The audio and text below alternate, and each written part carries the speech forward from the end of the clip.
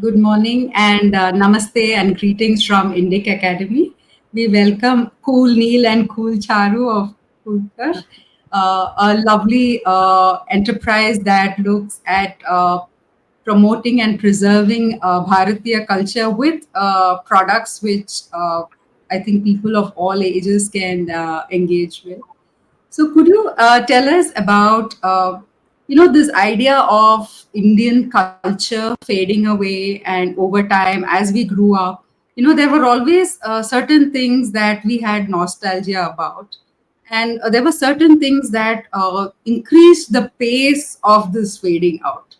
So things like television coming in, or people going abroad and buying foreign things which held more attraction than Indian goods, foreign foods. So, to you both personally, what were the things that led to the acceleration of Indians getting smitten by non-Indian things?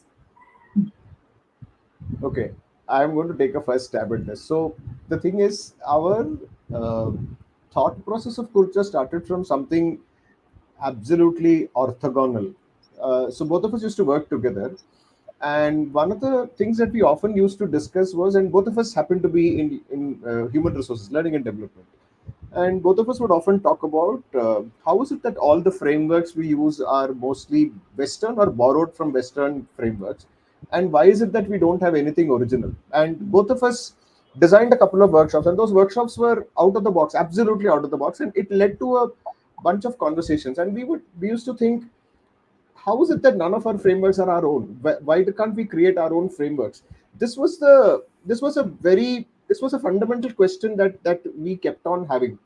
So when we looked at this, it was not about fading out or people not using it. The question was, why don't we have our frameworks? This is how the first part of what culture was started. But that time it was just an idea. It was just an idea that we would talk over coffee and we say, we should do something and where we bring Indian frameworks. So it actually started from thinking of how can we use Indian frameworks at work. So that was the first step. Then we did a few other things, but that was really the first step of how we started thinking about culture. Yeah, I think that's so So, right. And what was Charu? Yeah, specifically, could you explain what was it at work that you use these frameworks for?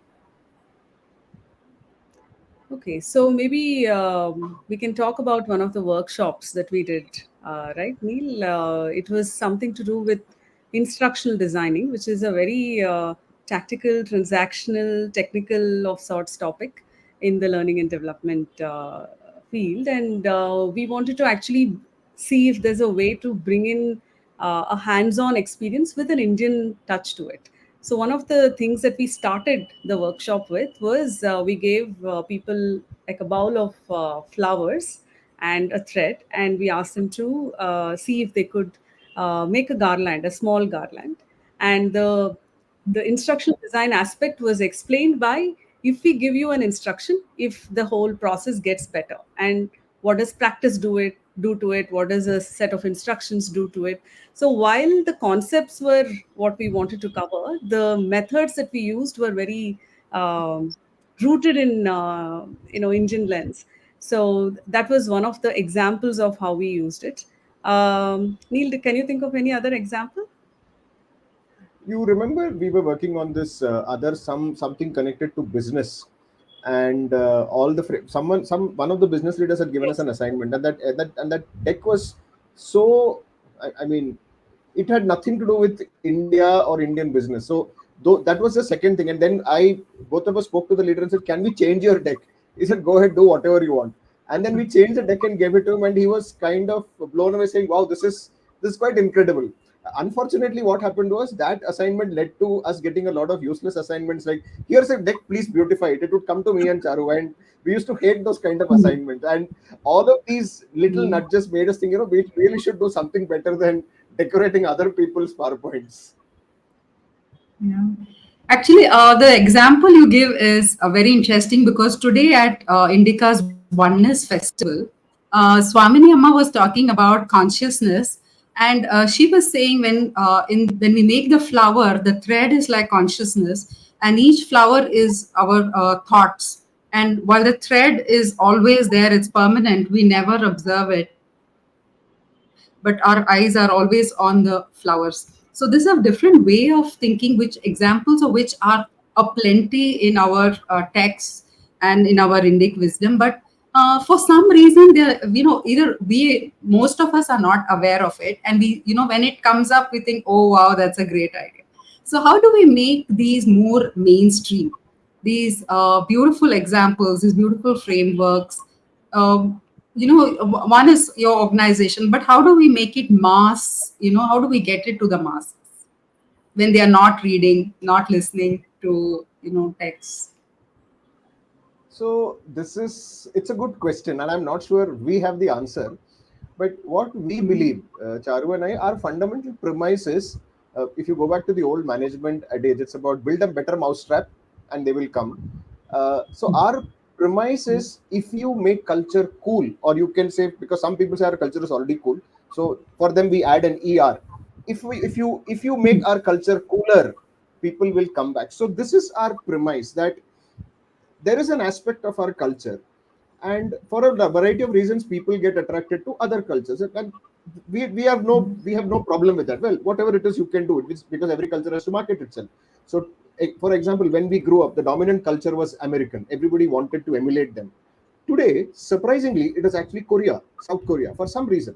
Now, we can do two things. We can either complain about it and say, oh, but America has a bad influence on us and Koreans have a bad influence on us. Or, as Charu and I prefer to say, we have to make our culture cool. That's our job. So our premise is, if you make something cool, people will sit up and take notice. See, for example, and this is an example I give everywhere. Let's say you buy a game worth 1900 rupees and you see another game worth 1900 rupees, and just say, for argument's sake, it's from Korea or from the US. When they pick up this 1900 rupees box from India, it should be as good as, if not better than, the other products. So your product has to be so good that it has to compete in the world market. I mean, that's the way we see it. See, there are different people in the spectrum who see it in different way. Some solve it more as a marketing problem, some solve it more as an awareness problem, some solve it more as, hey, we have lost it problem. Our thing is, what if we took an aspect of Indian culture, added something to it, and we don't know what that X factor is, but added something to it, made it cooler, and then presented it back to the market. So that is the way we think. This is our approach of solving the problem. Yeah, I think the central word, like Neil was talking about, the central word is, how do you create a sense of pride in everything that we have as products or experiences, which has aspects of Indian culture. Like he said, it's so it's out there, whether the lot of cultural elements which seem cooler than the Indian culture.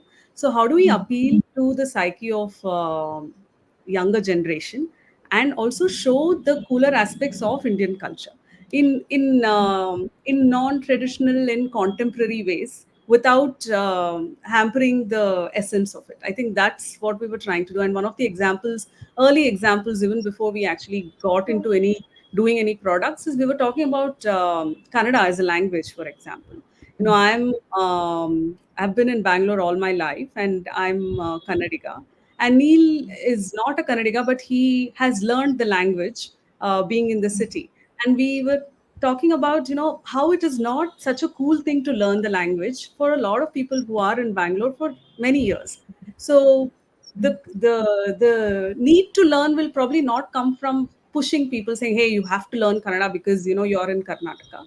But is there a way that we can make it cooler where people want to learn the language? And that's how we started talking about a game. Can we create a game where people learn different aspects of the city, and while they do it, they also learn the language?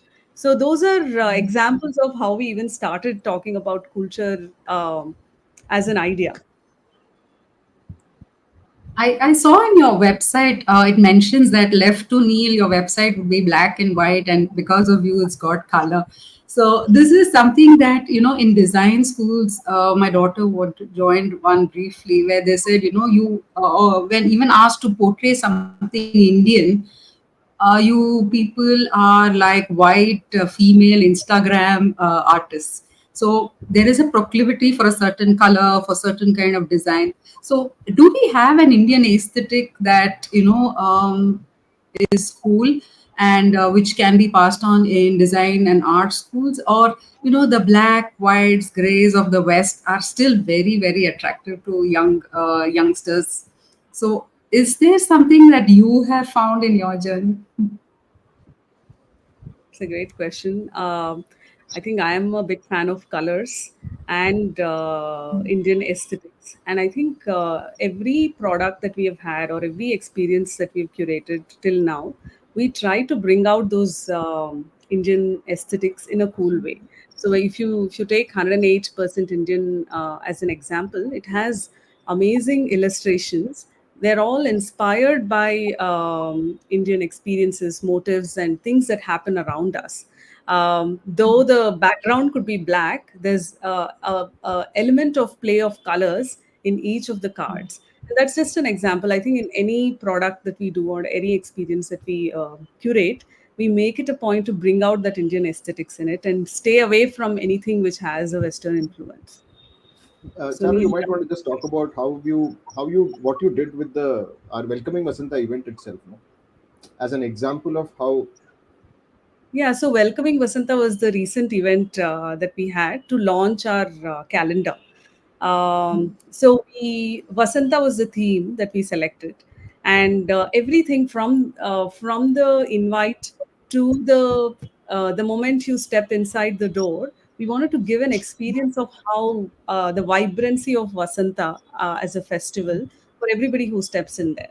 So, it could be the flowers, it could be the mango leaves, it could be the decor of the place, it could be the obatu that people had as snacks. It could even be, the hampers that we gave to the guests who came in. It was actually a cane butti and it had flowers in it. It had some elements of Vasanta in it.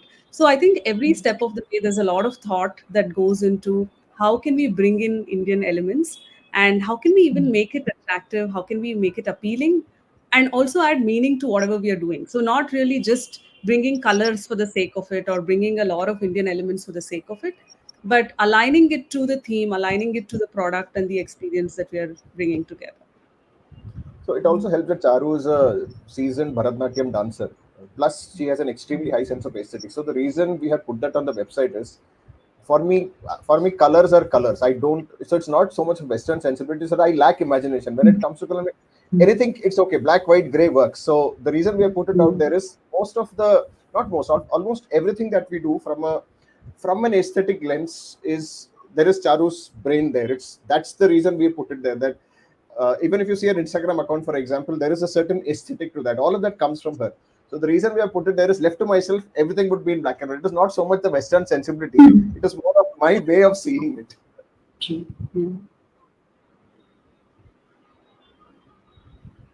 So, as a dancer, we have the concept of rasas and emotions. So, in all of these Indian products or Indian themed products, we seek to evoke an emotional connect. So, unlike a lot of the Western products, just for ease of understanding, it's more of a materialistic satisfaction. But in all of your products, you go beyond that. There's thought, there's emotion, there's relationships building. So how is that built into the product? What are the elements that go, like when you talk about bhasha, the words itself create emotion and connect to a language which is so ancient, not spoken in entirety today, but all of us understand bits and pieces because of its connect to our mother tongues. So how is that emotional connect created through these products? And of course, the calendar, which the explanation given by Dr. Bhatt was so amazing. It's makes us so proud of some a product like this. So how is it conceptualized and fitted it into the product? Okay, this is a good question and also a tough one. But I think what and I think I don't know. I don't think we have conceptualized it saying this is what it should evoke. And I'm being candid about it because that is not the intent. But and I love your question, because what we hope is when people see any of our products, and I think I was just playing it in my mind as you asked. So whether it is playback, or it is 108% Indian, or our experience, whether it is welcoming Vasanta or the launch event that we did, I think what we would like people to have is a sense of wonder, curiosity, and say it has to create an aha moment. I think that would be adbhuta. So we are hoping that when you see it, you want people to have that aha moment. And uh, so I think one is we spend a lot of time working on the product. See, for example, Devabhaasha, and actually look at the calendar also. Both of these are very traditional. One of the things we have done is we have not compromised on any traditional aspect in building the product. The Sanskrit notations are exactly as you would find in any other place. The words are grammatically true. Not one single grammar rule has been bent. Everything is exactly as it is. That's the foundation. We have built something on top of it. Tiptoe with the calendar, and that's why Dr. Vishwanath is so important in this process, because he's a vidwan of many things, but he's also a Jyotisha vidwan. So every time we see the calendar, when we look at it from a contemporary design perspective and say let's compromise, there is always Dr. Vishwas who is saying, hey, this is the right way to do it. So similarly, and I think I'm going to talk a little bit about I'm going to let Charu talk about our upcoming product, F9, but I'll come to that in a moment. So what we hope to do is we don't lose the traditional underpinning. We build something on top of it, and then suddenly people say, wow, this didn't look possible. And I think that's happened, whether it is with 108% Indian, whether it is with Devabhaasha, whether it is our curated experiences, even the limited edition jewellery set that we did so many years ago, we still get questions on it. How can we get one more of it? So that's what we hope we leave people with. Charu, I think we should add a little bit about our current process of working on F9. Yeah. So I think, like Neil said, there is no.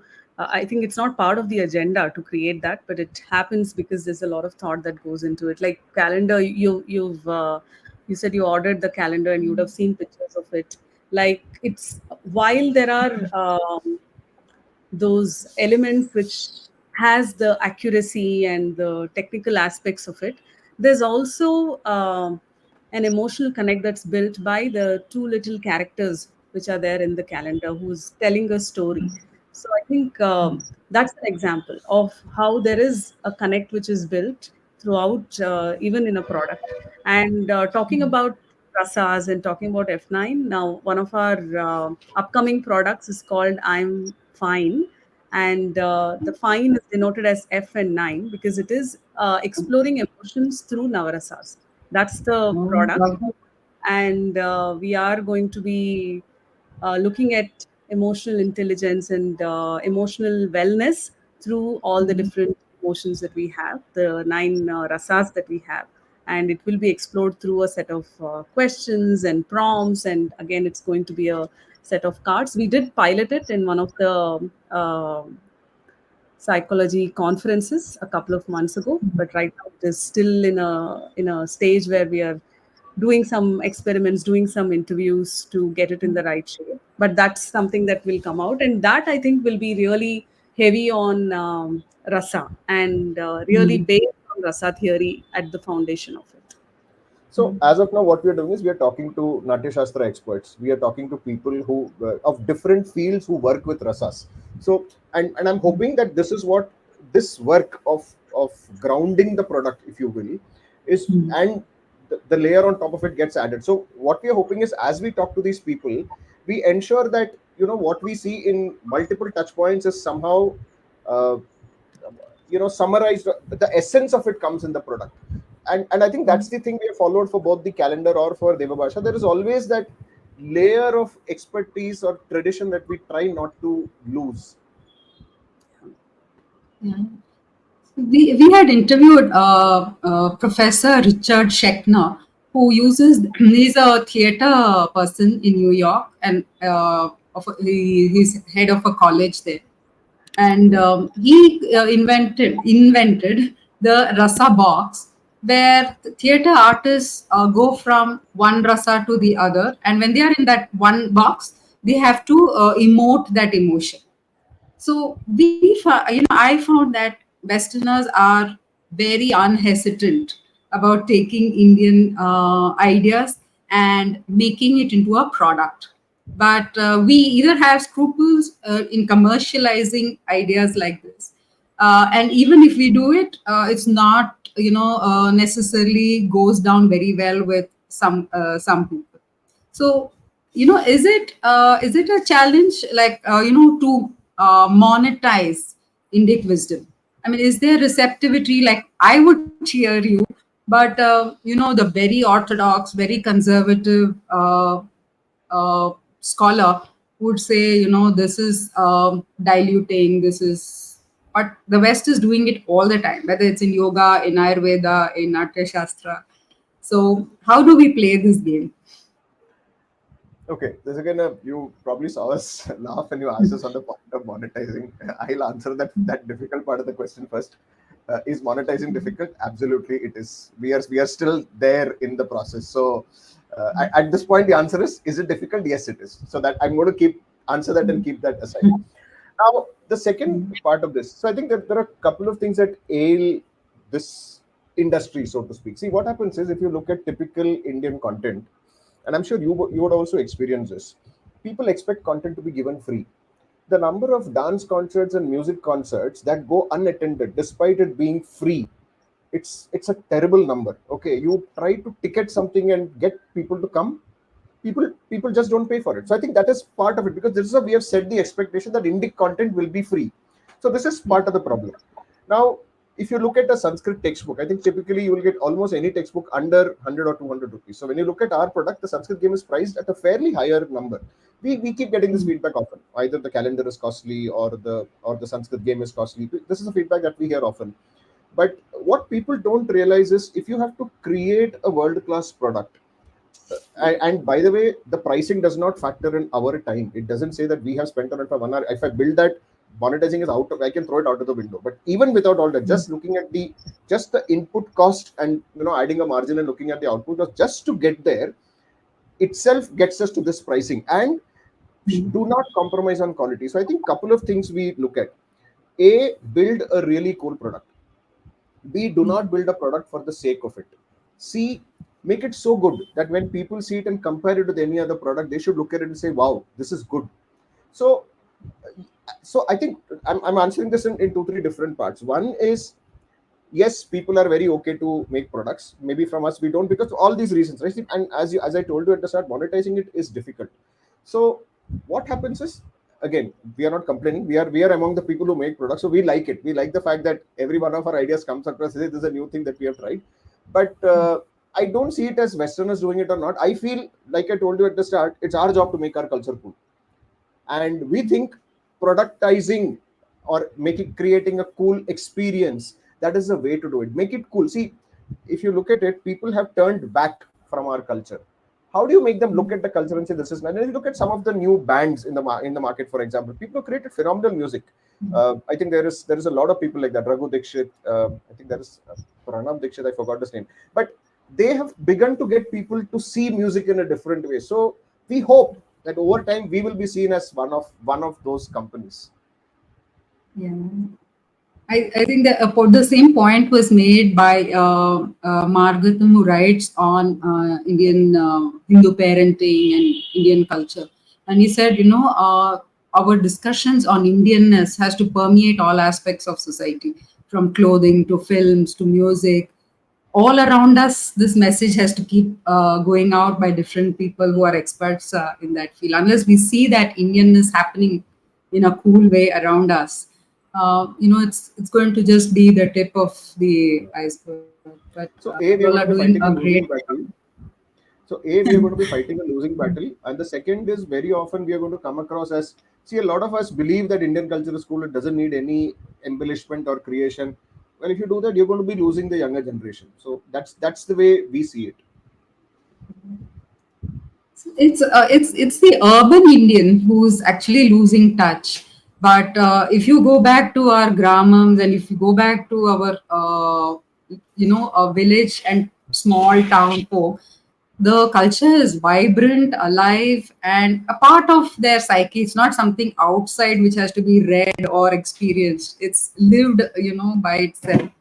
So, is your efforts mainly towards this urban pool of Indians who are moving away?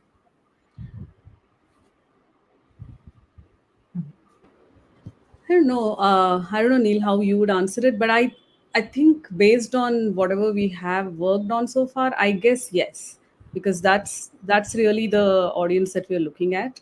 And like you said, maybe the gramams of India don't really need it because it's already there and thriving and it exists.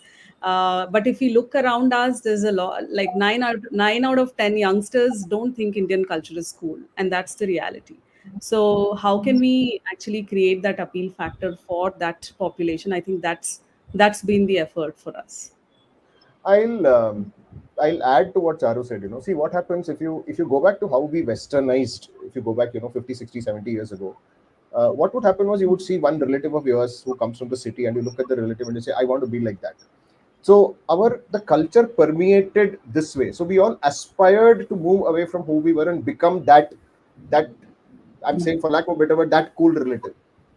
So as Charu says, our target audience is very clearly the upper middle class Indian, because once it is that class that has to begin to see the appeal. Once it happens, it will percolate downwards. And as you said, fortunately, the downward part is still actually well taken care of. They follow their rituals, tradition, culture. They are proud of it. I think that is happening. So our approach is actually top down.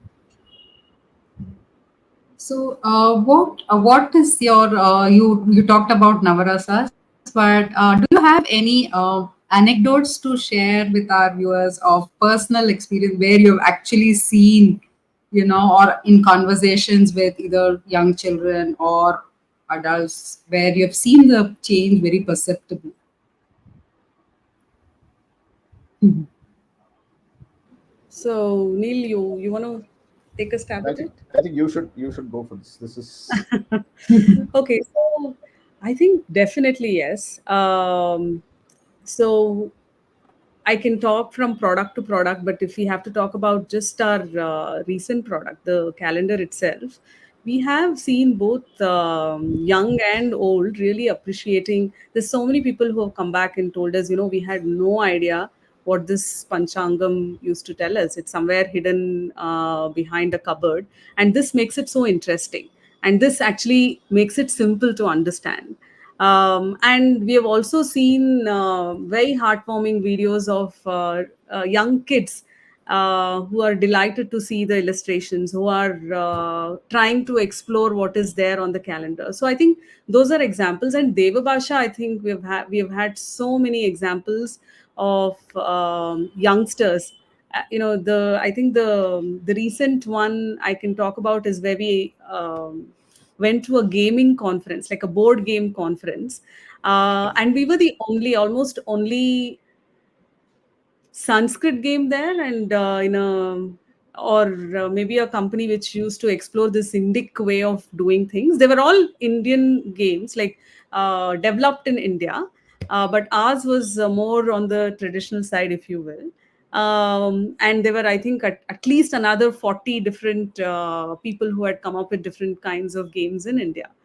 But what was interesting to see is the curiosity of youngsters who came and who had some knowledge about Sanskrit, to come and actually try and see this and play this game and feel like, yeah, it is challenging and yeah, it is interesting, and try to solve it and feel delighted when they are able to make a sentence out of it.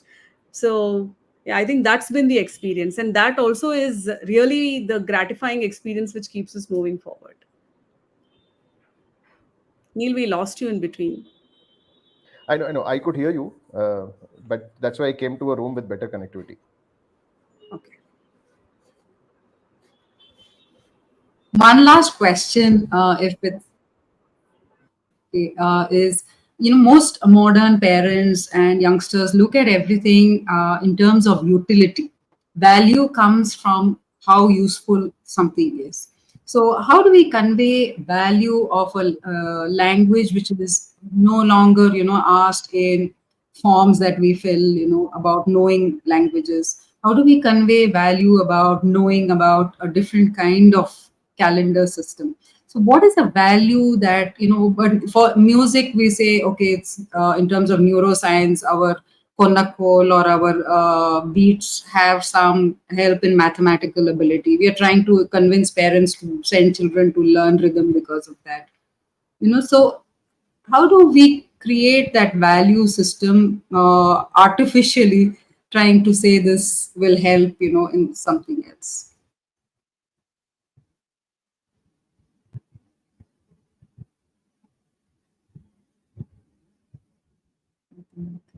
Go ahead, Neil.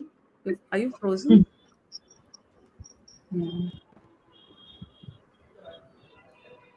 Would you Neil, are you like there? to? Yeah. I think we lost him. So is joining it. Yeah, Like I'm Charu, even in in the US, people send kids to dance or music because they want some connection to their roots, or it will help in university admissions. I've seen that, very clearly, to tick some boxes, children go for certain activities. Yeah, I think we lost him. Yeah, so I think it's a very interesting question, Aparna. So maybe Neil can answer it more from a Sanskrit Devabhaasha standpoint, and I'll add in once he finishes. Yeah, am I audible now? Yes, yes, you are. Okay, so I think one of the things Yeah. I think this is a very good question. I think a lot of times we tend to say, what value is this going to add? And we want to add this so-called scientific value, or as you said, neuroscience value. A lot of times we should just let go and say we do it because this is us. But again, that is easier said than done, right? Because when someone is already disconnected, how do you establish the connect? So to that extent, um, it is see, I think couple of things, right? And we have seen people buy it for various reasons. A lot of grandparents buy Devabhaasha for their grandchildren, a lot of parents buy it for their children. And on the other hand, the calendar has been where the children have got their parents to say, Amma, have you seen this? Did you know about the calendar? So we have seen this work both ways. And I think there is a very conventional definition of value where you say if you buy the game, you can play it in 3 4 different ways, you can learn the language. So that is one very obvious value. Whereas if you look at 108% Indian, the stated value is uh, you can create the next big idea in your company or whatever. But I think when we sell it, we don't actually talk about this, because very often the value is seen by the customer, so we don't look at justifying this from our end. And I think, I don't know what is your view on it, but we have never really tried to justify them. I think what we have always done is, hey, here is an interesting way, when you're getting together in a family gathering, why don't you try to play Sanskrit? Or let's say you're in your business meeting, you're brainstorming for the next year, why not try this framework? That is really how we have kept it. And a lot of times it is the curiosity of people that has gravitated them towards our product. So that's the way I see it. It's very difficult to justify value like that, that if you learn Sanskrit, that is going to help you. Well, I don't know. And then somebody can very much refute it and say, okay, I should learn another language. We may not have answers for it sometimes. I think the way to see it is, this is us, this is our tradition, this is our culture. Own it and move with it, is the way I see it. Might be a little bit of a what do you call? Might sound like a bit of an obstinate answer, but it is not. It is being a little humble and saying, look, here is what we have. Yeah. Can you talk about the calendar a bit, Charu? Like for what does how did you get this idea, and what are the features, so that anybody, if they want to buy, they can get this product from the website, or the Instagram has a link. Yeah, I think calendar is really Neil's brainchild. He will do better justice in talking about it. Okay, so the thing is, this calendar idea has been running in my mind for so many years now. It started, I think there is a lecture by CK Raju on YouTube, absolutely worth hearing, and there is a series of lectures by Dr. Ramasubramanian, and somewhere during COVID, I got absolutely wanted to read more, and I read a bunch of books. Read a lot of books on it, and this thing was in my mind that there really has to be a better way of depicting the Indian calendar. And over the years, I have been looking at people's houses. Where do you find the calendar? You find it behind a door or in a very hidden place, and but with one big text, the big date and a lot of text. Even the people who actually follow the calendar don't know what is the logic. So all of this were information that we got through.